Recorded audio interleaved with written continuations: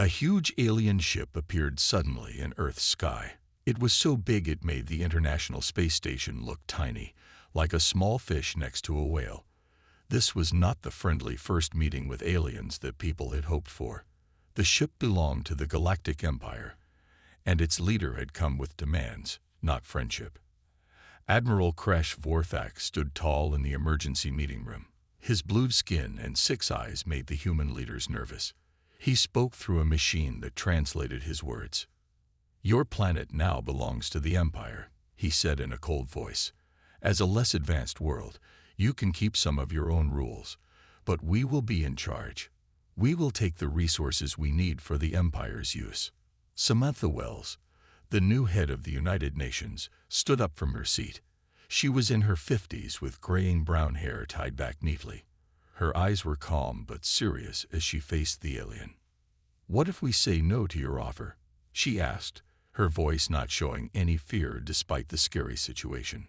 All 6 of the Admiral's eyes blinked at the same time, which was how his kind laughed. "Say no. Nobody says no to Empire protection. That would end very badly for you." In the room next door, Major Eric Blackwood watched through a window the aliens couldn't see through. He used to be a fighter pilot and now worked in space defense. He was there to give military advice. "They're bullying us," he said quietly to Dr. Olivia Martinez, who stood beside him. Olivia was a scientist who studied space. It's like old-time countries taking over weaker ones, but now it's happening with planets. "We need to buy some time," Olivia whispered back. She was using her tablet to record everything about the aliens, how they looked, their technology, and even small movements they made. "Their machines are hundreds of years ahead of ours, but they're making a big mistake." "What mistake?" Eric asked. Olivia looked up with a small smile. "They think we're weak because we haven't traveled to other star systems yet. They don't know what humans can do when we're trapped and have to fight back." 3 days after the aliens came, they sent teams all over Earth. They said they were just learning about our planet to help us join the Empire. But they were really looking for our valuable resources and checking if we might fight back. Commander Lisa Rodriguez was in charge of watching the aliens in North America. She worked with military teams from other parts of the world. In her underground base beneath Denver, she studied reports about what the aliens were doing. "They keep looking at our rare metals, uranium mines, and computer centers," she told the military leaders at their meeting. "And they seem very interested in our weapons." General Nathan Ortiz, the top military officer, leaned forward in his chair. "So they think we might be dangerous, not just easy to control." "Yes," Lisa said with a nod. And something strange happened. When they looked at our power plants and electrical grids, they looked confused, even worried. Dr. Alan Parker, who was in charge of energy, explained why. "It's because they developed technology differently than we did. They jumped from simple fire straight to advanced fusion power. They skipped all the steps in between that we went through." "Does that matter?" asked General Ortiz. "It could be very important," Alan said. "It means there are whole types of technology they never created, which means they probably don't know how to defend against them." At the same time, in Stockholm, Sweden, Dr. Kimberly Flores watched an alien scientist study her quantum physics work. At first, the alien acted like her work was primitive. But slowly, he started looking confused and interested. "Your way of doing this is unusual," the alien finally said, his translation device struggling with the science terms. "The methods are simple, but the ideas are good. The Empire's science experts would find this creative." Kimberly kept looking humble, but she was carefully writing down everything the alien revealed through his questions. She realized the Empire had weak spots, areas of technology they had never thought about. And these weak spots might be Earth's only chance. 3 days after the aliens came, they sent teams all over Earth. They said they were just learning about our planet to help us join the Empire.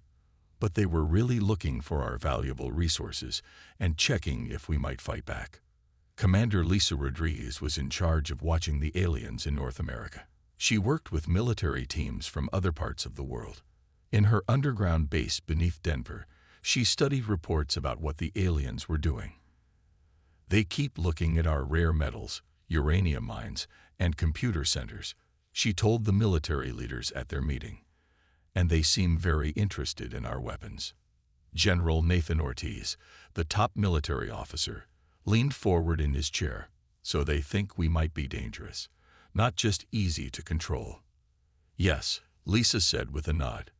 "And something strange happened. When they looked at our power plants and electrical grids, they looked confused, even worried." Dr. Alan Parker, who was in charge of energy, explained why. "It's because they developed technology differently than we did. They jumped from simple fire straight to advanced fusion power. They skipped all the steps in between that we went through." "Does that matter?" asked General Ortiz. "It could be very important," Alan said. "It means there are whole types of technology they never created, which means they probably don't know how to defend against them." At the same time, in Stockholm, Sweden, Dr. Kimberly Flores watched an alien scientist study her quantum physics work. At first, the alien acted like her work was primitive, but slowly he started looking confused and interested. 2 weeks after the aliens came, leaders from every country on Earth met in a secret place deep in the Swiss Alps. They chose this spot because the mountains helped block alien spying, and they added special devices to jam any listening equipment. Samantha Wells stood in front of leaders from 196 countries. For once, countries that usually argued with each other were united because they all faced the same danger. "The Empire wants our answer tomorrow," she began. "They've told us clearly that if we resist, they will use their powerful weapons against us. From what we've seen of their technology, they could cause terrible damage to our world." People in the room started whispering worriedly, but Samantha raised her hand for quiet. "But Dr. Martinez and our science team have found something important." She waved Olivia to come up to the front. "The Empire's technology is very advanced, but it's limited in certain ways," Olivia explained. "They only developed certain kinds of technology and ignored others. Most importantly, all their systems connect to one communication network they call the Imperial Mesh." Eric Blackwood joined them. "We've found weak spots. Their systems don't have protection against certain types of attacks because no other alien civilization they met ever created those technologies." "Are you saying we can beat them in a fight?" asked the Chinese leader, sounding doubtful. "No," Samantha said firmly. "I'm saying we can make taking over Earth so difficult that they'll decide to leave us alone." The talk went on for hours as countries weighed the risks of saying no versus the certainty of becoming slaves. When they finally voted, something happened that had never happened before in human history. Every single country voted the same way. Earth would not give in. Kimberly kept looking humble, but she was carefully writing down everything the alien revealed through his questions. She realized the Empire had weak spots, areas of technology they had never thought about. And these weak spots might be Earth's only chance. The Imperial delegation came to the United Nations headquarters expecting Earth to surrender. Instead, they got a well-planned surprise. Samantha Wells stood before the group of aliens, her face serious and determined. Behind her, big screens showed military leaders from Russia, China, the United States, and other powerful countries, all joining by secure video. "Admiral Vorthak, the nations of Earth have thought about your kind offer of imperial protection," she began, her voice strong. "We respectfully say no." The Admiral's blue skin turned darker, a sign of anger humans had learned. "Maybe I wasn't clear about what happens if you refuse. The Empire doesn't ask twice. We understand completely," Samantha replied. "Now we need you to understand something about humans." She nodded to someone off camera. All around the solar system, carefully timed events happened at the same time. On Earth, every military power tested missiles together, not aimed at the Imperial ships, but showing how accurate and far they could reach. In orbit, hidden satellites suddenly appeared, taking positions around the Imperial vessels without getting too close. Most importantly, on the far side of the moon where the Empire had set up a small base, a carefully aimed electromagnetic pulse disabled their communications for exactly 30 seconds before Earth turned their power back on. In the suddenly quiet room, Eric Blackwood stepped forward. "That was just a small sample of what we can do," he said calmly. "We could have permanently disabled your moon base. We chose not to." Dr. Olivia Martinez joined them. "Your ships depend on the Imperial mesh for navigation, weapons targeting, and life support backups. We found 17 critical weak spots in that system. We've also figured out how to disrupt the quantum entanglement your faster-than-light communications rely on." Admiral Vorthak's expression changed from anger to something closer to worry. "Impossible. Your technology is too simple." "Our technology developed differently than yours," Samantha corrected. "We created strong electronic warfare capabilities because we spent centuries fighting each other. We became experts at exploiting communication weaknesses because we couldn't trust our own networks." She stepped closer to the Admiral. "We don't want war. We're offering a simple deal. Earth will be recognized as independent, outside Imperial control. In exchange, we won't share our anti-Imperial technologies with other worlds in your empire." The threat was clear, even if she didn't say it directly. The Empire responded just as humans expected. They tried to scare Earth. 3 more big Imperial warships came to Earth's orbit, showing off their weapons. Military bases around the world went on high alert, and people in big cities were quietly moved to safe shelters. What the Empire didn't know was that humans had spent the last 3 weeks getting ready for exactly this. Vice Admiral Paul Daniels was in charge of a U.S. Navy fleet in the Pacific Ocean when the Imperial shuttles started coming down toward major cities. From his command room, he watched as Earth's trap was set off. As soon as the Imperial shuttles entered Earth's atmosphere, they triggered Earth's defense system, not regular weapons, but a network of devices that created electromagnetic fields tuned to affect only Imperial technology. The shuttles didn't crash. They just lost power and hung in the air, caught in invisible fields. In space, the Imperial warships found their targeting computers confused by signals coming from what looked like regular communication satellites. When they tried to contact their forces on the ground, they found their communications were not just blocked, but copied and changed. Admiral Vorthak got confusing reports from his commanders. Each one thought they were talking to real Imperial forces, but they were actually talking to fake computer-generated voices created by Earth's computer experts. In the main Imperial ship's control room, a communication screen suddenly turned on by itself. The Admiral saw Samantha Wells with military and science advisors behind her. "The Imperial Senate is watching this demonstration through your own communication channels," Samantha told him. "We've shown what we can do without hurting anyone. We now officially ask to be recognized as an independent system under galactic law, with all Imperial forces leaving our solar system. You can't hope to fight against the full power of the Empire," Vorthak said angrily, but he sounded less confident now. Dr. Olivia Martinez stepped forward. "We've sent the technical details of our anti-Imperial measures to your Senate Science Council. They've confirmed what we already knew. If we scaled this up, these technologies could disrupt Imperial control across 3 sectors of space. That would be starting a war," the Admiral warned. "Which is why we're not doing it," Eric Blackwood replied. "We're offering peace instead, but not surrender." The talks lasted 2 months. Military aliens left, and diplomat aliens came instead. Earth's team was careful to be firm but respectful. They met at a new space station built quickly in Earth orbit using both human and alien technology to show they could work together. Ambassador Ryan Michaels led Earth's team.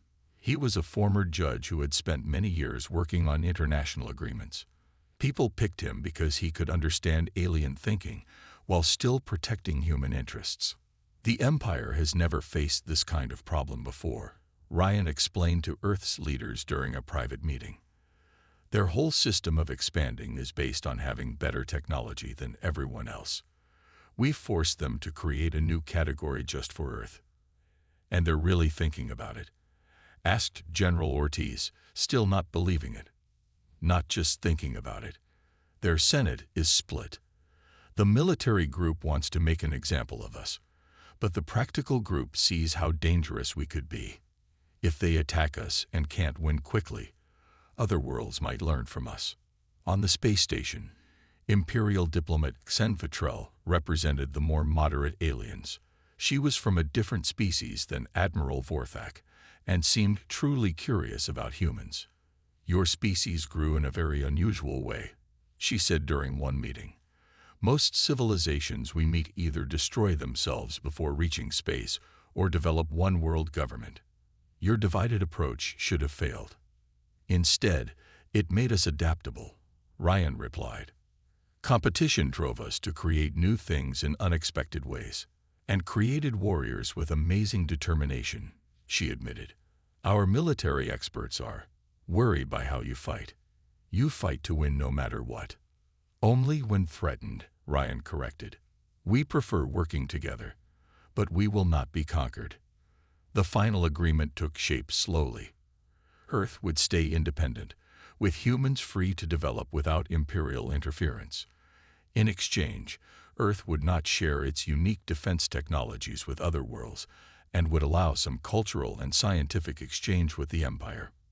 Most importantly, Earth would be called the first sovereign allied world, a new classification that let the Empire save face while recognizing Earth's independence. 6 months after the aliens first came, ships from all over the galaxy gathered around Earth to see something that had never happened before.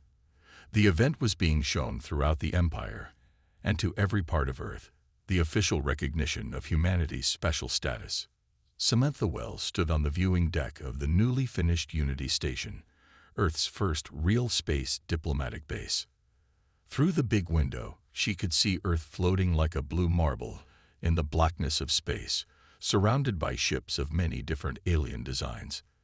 "Today marks a new chapter in both human and galactic history," she began, her words being translated into hundreds of languages across thousands of worlds. "Earth is not joining the Empire today. Instead, we are creating a new relationship based on mutual respect." Imperial Legate Vornak, representing the Emperor himself, stepped forward. Unlike Admiral Vorthak's earlier aggressive manner, the legate was formal and careful in his tone. "By order of the Imperial Senate, and with the blessing of His Eminence, Earth is hereby named a sovereign allied world, the first of its kind. Its borders and independence shall be respected by all Imperial forces and citizens." The official announcement continued with all the formal terms, but the message was clear. Humanity had won its freedom not through better weapons, but through cleverness and determination. Later, as the celebration began, Eric Blackwood found himself standing next to Dr. Olivia Martinez, both watching humans and aliens mixing with a sense of wonder. "Did you ever imagine this would happen when they first appeared?" he asked. Olivia shook her head. "I expected us to be fighting for our lives, not celebrating a diplomatic victory." "The real work starts now," Eric said. "They'll be watching us, looking for weaknesses, rethinking things. And we'll be doing the same," Olivia replied. "But with one important difference." She nodded toward a group of Imperial scientists talking excitedly with human scientists. "They still don't fully understand us. The Empire grew through conquest and taking over other worlds for so long they forgot there are other ways to do things. By standing firm, we've changed how they see the galaxy." Across the room, Ryan Michaels was talking with Sen Vitrell when a message came from Earth. His face grew serious as he read it. Then he excused himself and went to Samantha. "Madam Secretary, we're getting reports of several unknown ships at the edge of our solar system," he said quietly. "Not Imperial designs." Samantha kept her diplomatic smile in place, even as she thought about this news. "New players in the game." "It seems so," Ryan confirmed. "Intelligence suggests they're from worlds that are unhappy under Imperial rule, seeking to learn how Earth achieved what they could not." Samantha looked around at the gathering. the fragile peace, the chance for real cooperation. And now, the new challenges that would surely follow humanity's dramatic entrance onto the galactic stage. "Tell our diplomatic team to get ready for more visitors," she decided. "It seems Earth's stand against the Empire has made us something unexpected." "What's that?" asked Eric, who had joined them. Samantha's lips curved in a small smile. "A beacon." As the celebration continued around them, Earth's leaders thought about their world's new reality. They had successfully declared to the stars, "You are not welcome here, not as conquerors, at least." And in doing so, they had changed not just their own future, but potentially that of the galaxy itself. The end.